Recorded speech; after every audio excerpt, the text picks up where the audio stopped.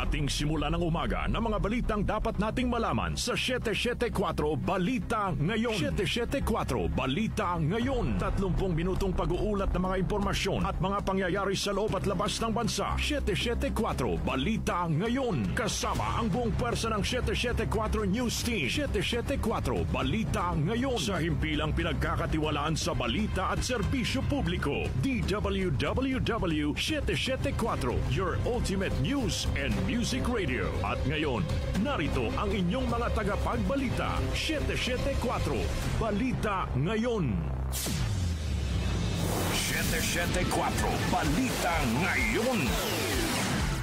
Magandang umaga, Luzon, Visayas at Mindanao. Ngayon po ay araw ng Lunes, October 20, 2025. Narito na ang 774 Balita Ngayon.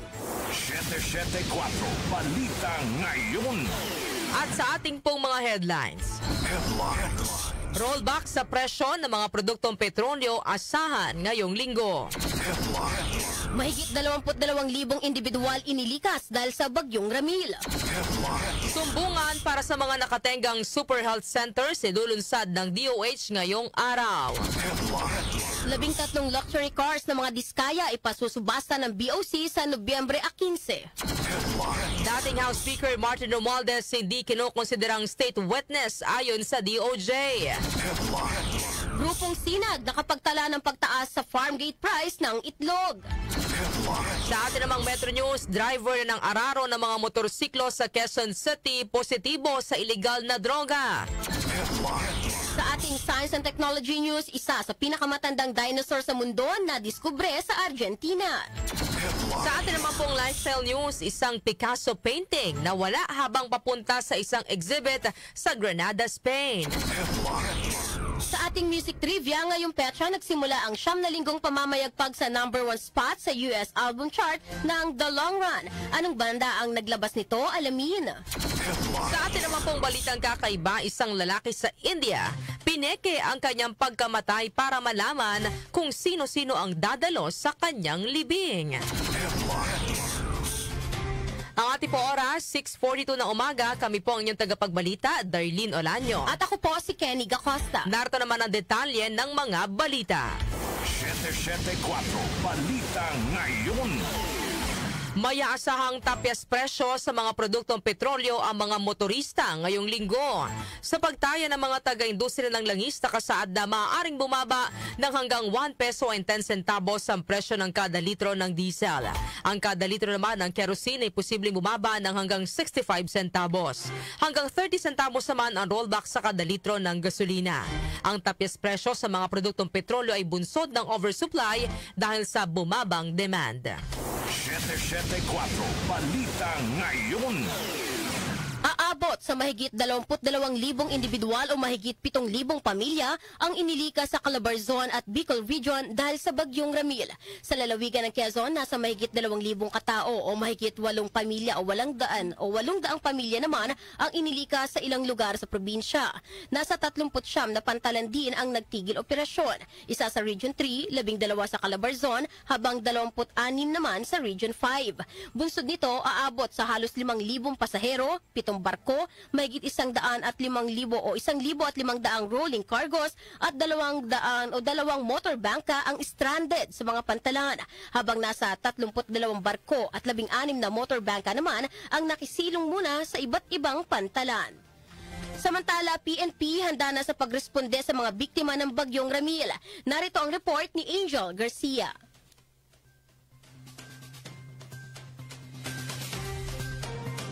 Tiniyak ng Philippine National Police na meron silang sapat na puwersa para umagapay sa mga biktima ng bagyong Ramil. Ayon kay Acting PNP Chief, Police Lieutenant General Jose Melencio Nartates Jr., nakapwesto na rin ang kanilang mga kagamitan at rescue equipment sakaling kailanganin. Inutusan na rin ni Nartates ang mga commander na siguraduhing tuloy-tuloy ang komunikasyon at koordinasyon sa hanay ng pambansang pulisya. Aniya sanay na ang PNP sa ganitong sitwasyon dahil taon-taon ay bahagi na ng kanilang tungkulin ang pagresponde sa mga kalamidad. Idinagdag pa ni Nartates na ilang malalakas sa bagyo na ang kanilang hinarap ngayong taon at napatunayan ng PNP ang kahandaan sa pagliligtas at pagbabantay sa kaligtasan ng publiko. Angel Garcia ng DWWW 774, your ultimate music radio. Maraming salamat, Angel Garcia. 774 Balita Ngayon. Maaari nang mag-report o magsumite na reklamo ang publiko sa Department of Health kaugnay sa mga non-operational na super health centers sa kani-kanilang lugar. Ito ay dahil ilulunsad na ng DOH ngayong araw ang Oplan Bantay Super Health na magiging sumbungan ng publiko para sa mga nakatenggang super health centers. Ayon kay Health Promotion Bureau Director Tina Marasigan, ang naturang complaint desk ay parte ng Citizen Participatory Audit ng DOH. Maaaring magpadala ang publiko ng litrato o video ng mga ospital na nakatenga lang sa kanilang mga lugar. Una nang ibinahagi ni Health Secretary Ted Herbosa na nasa 300 ang bilang ng non-operational super health centers sa buong bansa. Samantala, mayorya ng mga senador gusto pa rin si Senador Ping Lacson na mamuno sa Blue Ribbon Committee. Conde Batak sa detalye. Gusto pa rin umano ng mayorya ng mga senador na si Senate President Pro Tempore Ping Lacson pa rin ang maging chairman ng Senate Blue Ribbon Committee. Ayon kay Senate President Tito Soto III, mahirap panghulaan sa ngayon kung babalik si Lacson sa pagiging chairman ng naturang komite. Pero sinabi ni Soto na posibleng mapilitan si Lacson na pamunuan ulit ang Blue Ribbon Committee dahil gusto siya ng mayorya ng mga senador. Inaasahang bago magbukas ang sesyon sa November 10 ay nakapagpulong na sila tungkol dito at magiging klaro na kung sino talaga ang uupong chairman ng Blue Ribbon. Kabilang din sa pag-uusapan ng komite ay kung papayagan ba ang hiling na house arrest sa mga nakakontempt na sina dating District Engineer Henry Alcantara, dating Assistant District Engineer Bryce Hernandez at Engineer JP Mendoza. Conde Batak ng DWWW 774, your ultimate music radio. Maraming salamat, Conde Batak. 774 Balita Ngayon. Ipasusubasta na ng Bureau of Customs o BOC ang 13 luxury vehicles sa mag-asawang kontraktor na sina Curly at Sara Diskaya sa November 15.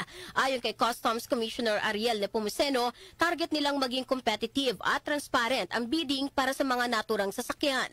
Sinabi ni Nepomuceno na ang minimum na maaring kitain ng pamahalaan mula sa bidding ay nasa 200 million pesos hanggang 220 million pesos. Una nang inisyuhan ng BOC ng warrant of seizure and detention ang 13 sa 30 luxury vehicles ng mga Diskaya dahil sa kawalan ng import entry o ng certificate of payment.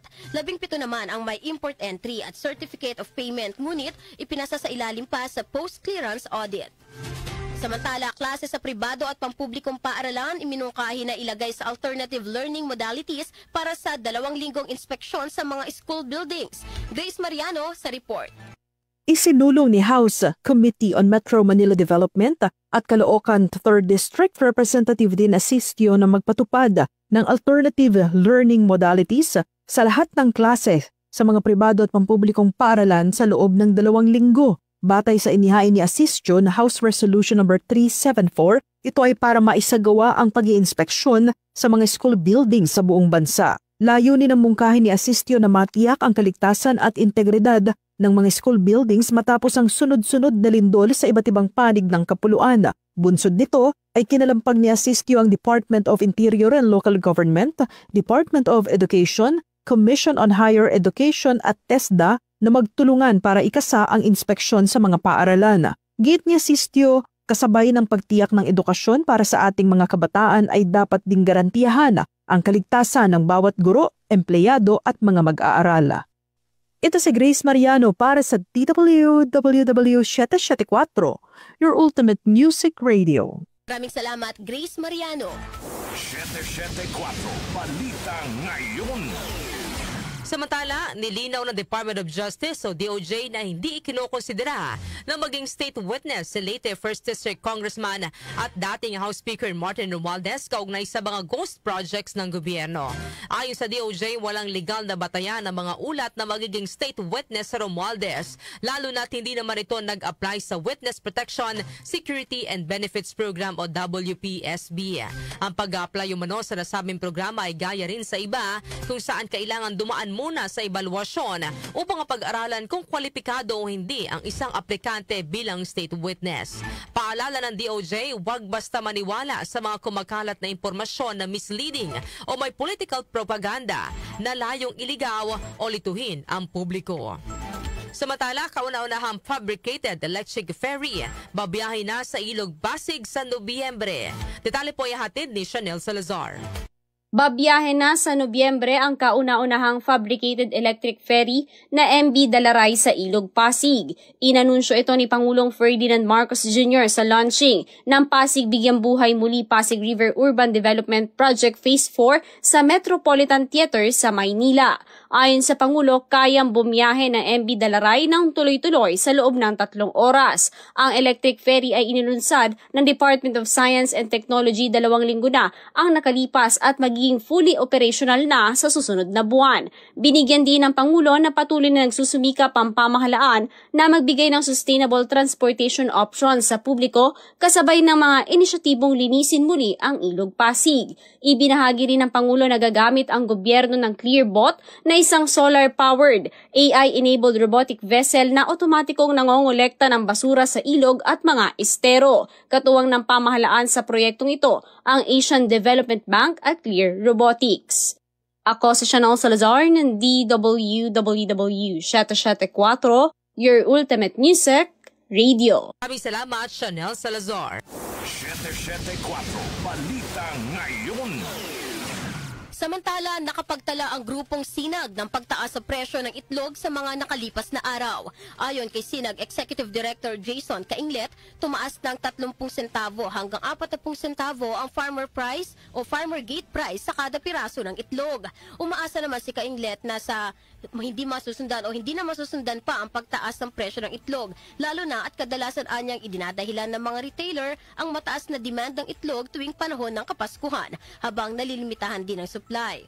Sinabi rin ni Cainglet na hindi dapat ito gamitin ng mga retailer para taasan ng piso hanggang 2 piso ang presyo ng bawat piraso ng itlog, lalo na sa kasagsagan ng holiday, at makatwiran na anya ang 50 centavos na ipapataw na pagtaas kahit pa tumaas din ang demand. Kasabay nito, umaapila si Cainglet sa pamahalaan na bantayan ang bentahan ng itlog ngayong Kapaskuhan upang hindi labis na mahirapan ang mga consumer. Samantala, pagsusuot ng face mask at mga pag-iingat sa kalusugan, ipinaubaya na ng DOH sa mga LGU.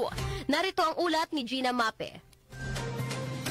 Hindi direktang tinugon ng Department of Health ang katanungan kung kailangang ipag-utos ang pagsusuot ng face mask sa harap ng kumakalat at trangkaso at iba pang influenza-like illness sa halip ikinuon ng DOH ang atensyon ng mga mamamayan sa kapangyarihan ng mga local government unit o LGUs na magtakda ng mga alituntunin sa issue ng public health na tinatakda sa Republic Act No. 11332. Ayon kay DOH spokesperson Dr. Albert Domingo, nakasaad sa RA 11332 ang mga hakbang ng public health na angkop para sa kanilang mga lugar. Pinaliwanag ni Dr. Albert na ang mga rekomendasyon ng DOH ay palaging ibabatay sa data at ebidensya. Hindi rin anya nagbabago ang mga payo ng kagawaran, lalo na at panahon ngayon ng trangkaso. Sinabi ni Dr. Albert na upang makatulong na maiwasan ang pagkalat, mabuting masanay sa gawin ng public health na panatiling malinis ang mga kamay, magsuot ng face mask kapag may mga sintomas. Upang maprotektahan ang sarili, magpabakuna, takpan ang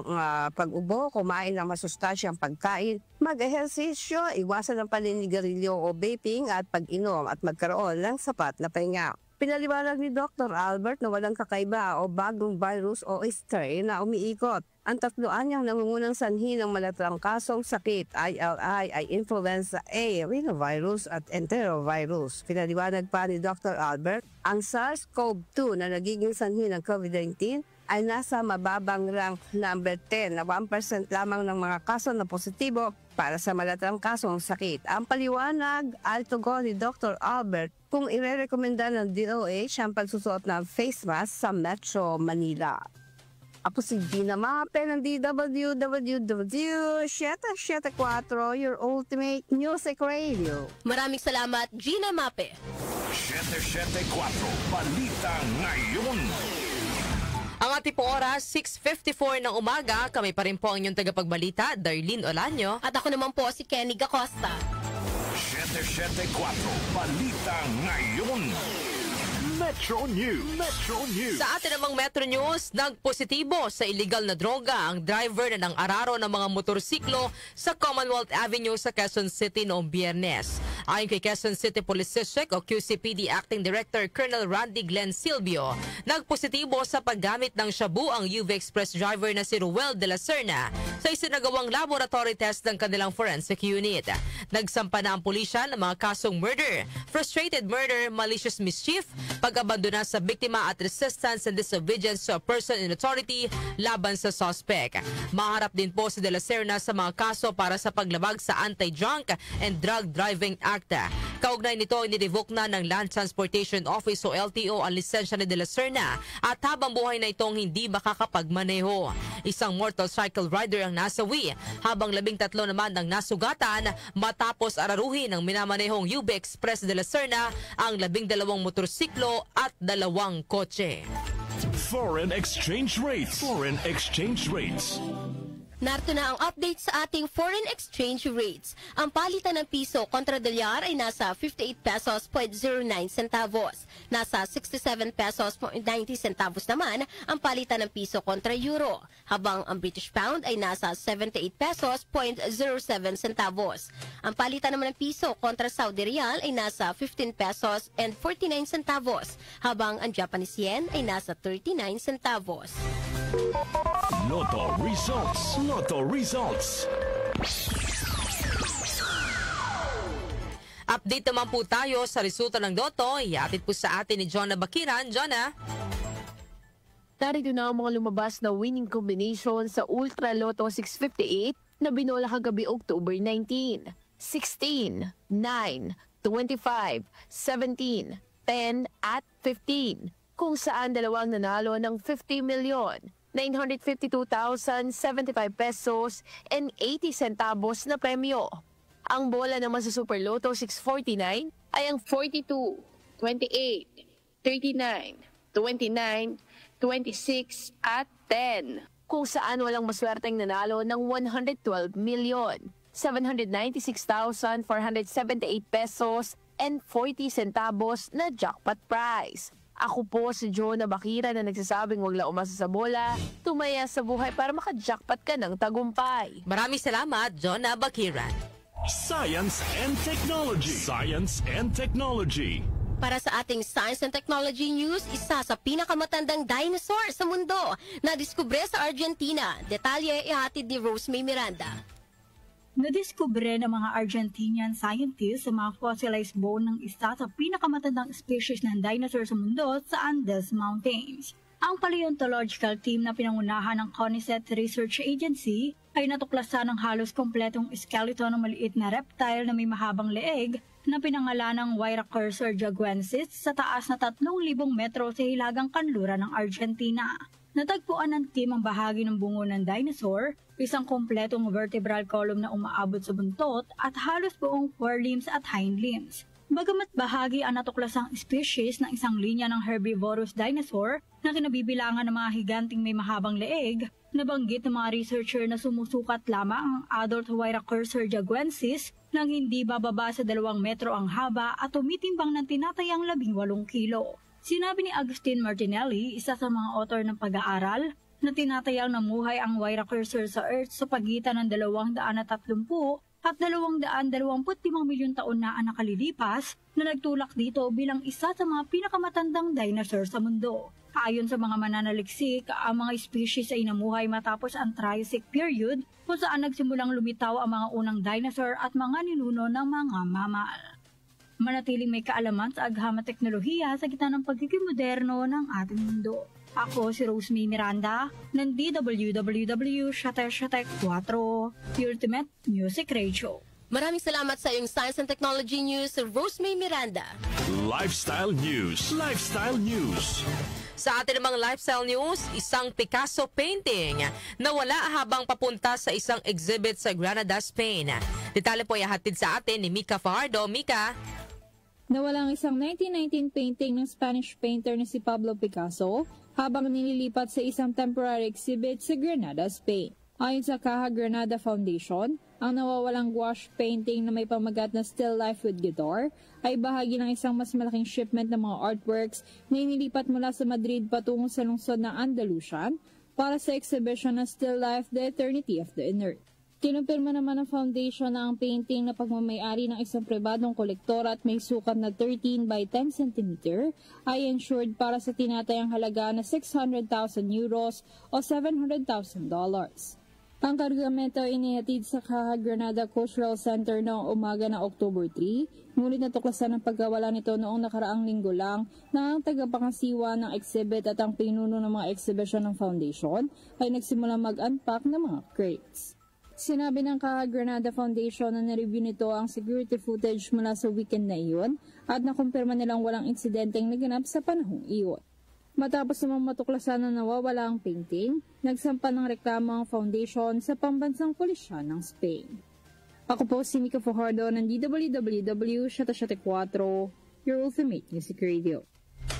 Maraming salamat, Mika Fajardo. Music Trivia. Music Trivia.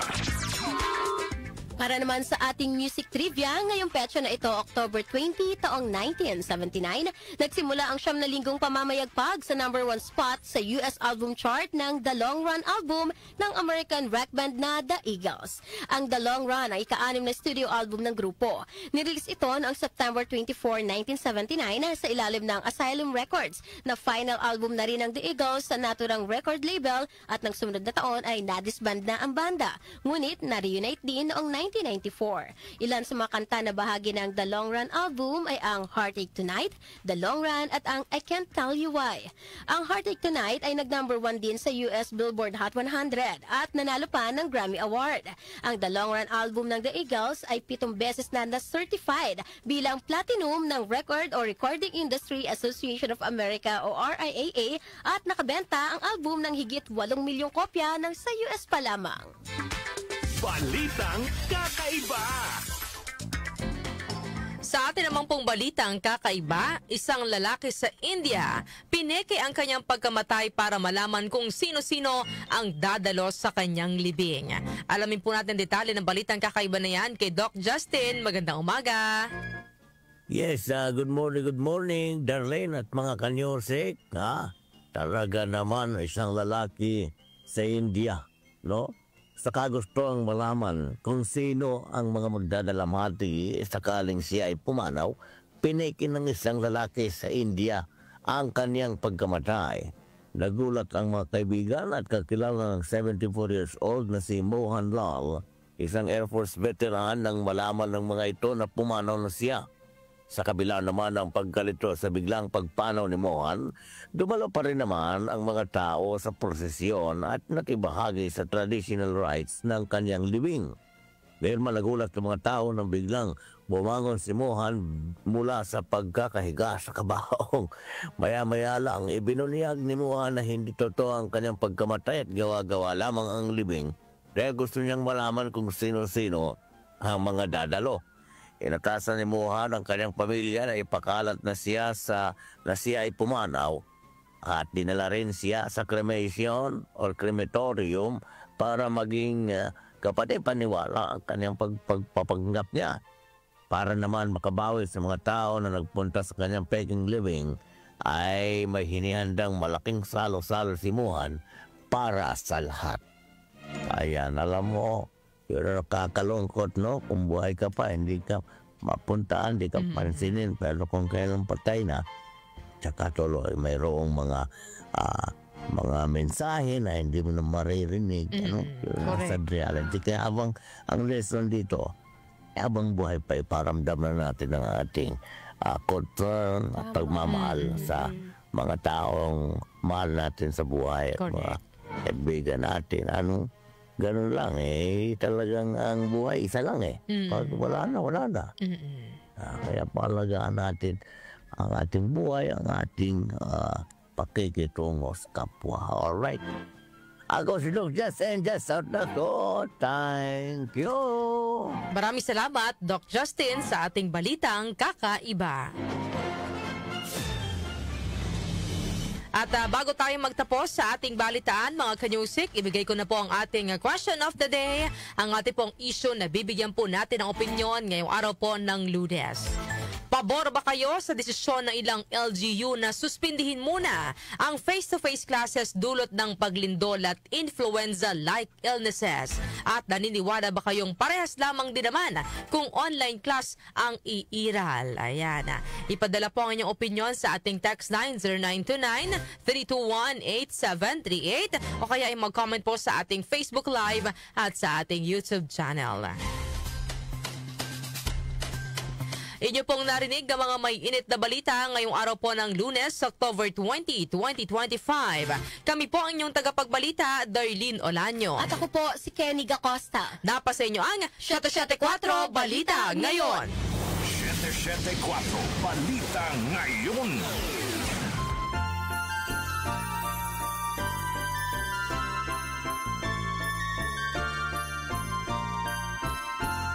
Mayroon na lamang po tayong 66 days bago ang araw ng Pasko.